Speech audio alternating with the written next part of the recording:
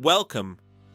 In this video, we'll show you how to set up data tables in Seamcor software to support effective traceability and stock control. Let's get started.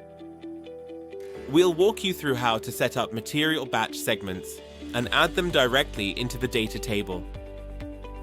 Before we begin, please make sure you've watched part 2 of this video series, as this tutorial picks up directly from where that one left off.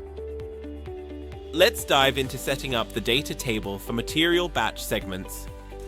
As you'll remember from part 2 of this series, we covered the column configurations in detail. Now, we'll focus on the specific setup for this data table.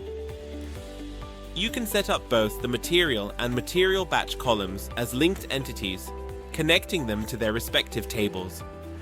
This helps maintain data consistency and ensures accuracy across the system.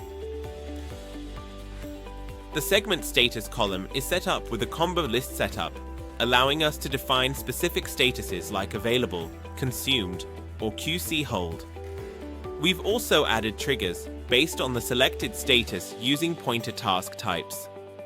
For example, when a segment status is set to consumed, we can select the internal production run it was used in. When marked as available, we're able to specify its storage location within the jam factory. The segment number column is set up with a sequential queue, which automatically generates unique identifiers for each segment. The segment quantity column is set to a numeric task type, with kilograms as the unit of measure. Segment sizes will vary based on the quantities used during different production runs. The segment name column is set up with a text calculation that combines the batch name, segment number, and quantity values together. A key part of this setup is using filters for the segment status. We've created filters like available and QC hold. To set this up, go to Setup, select Filters, and click Add New Filter. In our demo jam factory, these filters have already been created. When applying a filter, simply choose the desired option for segment status, in this case, available. As highlighted in our Part 2 video, these filters are used within the aggregation calculation in the material batch data table, specifically in the quantity available and QC hold columns. This setup enables automatic calculation of totals based on both the batch number and the segment status. Now, let's demonstrate this by creating segments for our fresh figs 1055 batch, which contains 1000 kilograms of figs.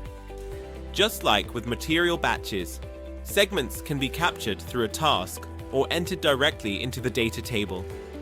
For this example, we'll enter them directly. In the material batch segments data table, we start by selecting New Item. From there, we choose the fresh figs material from the list, select the material batch, fresh figs 1055, and set the segment status to available. Next, we select the storage location for this segment to indicate where it will be kept within the jam factory. We then enter a quantity of 500 kilograms for the segment. After submitting, we'll repeat the process to create additional segments as needed. For the second segment, we'll follow the same steps as before.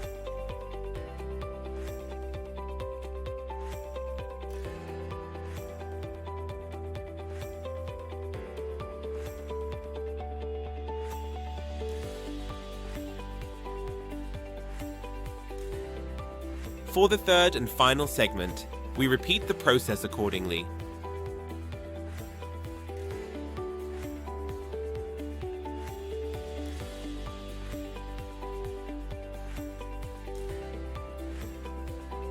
Now, let's take a look at the impact these entries have on the material batch data table. You'll notice the software is loading. This means it's actively retrieving all relevant information and performing the necessary calculations based on the segment data we just entered.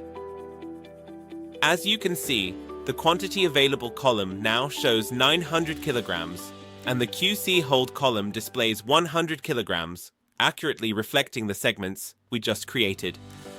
This demonstrates the automatic updates and interconnectedness of our data tables.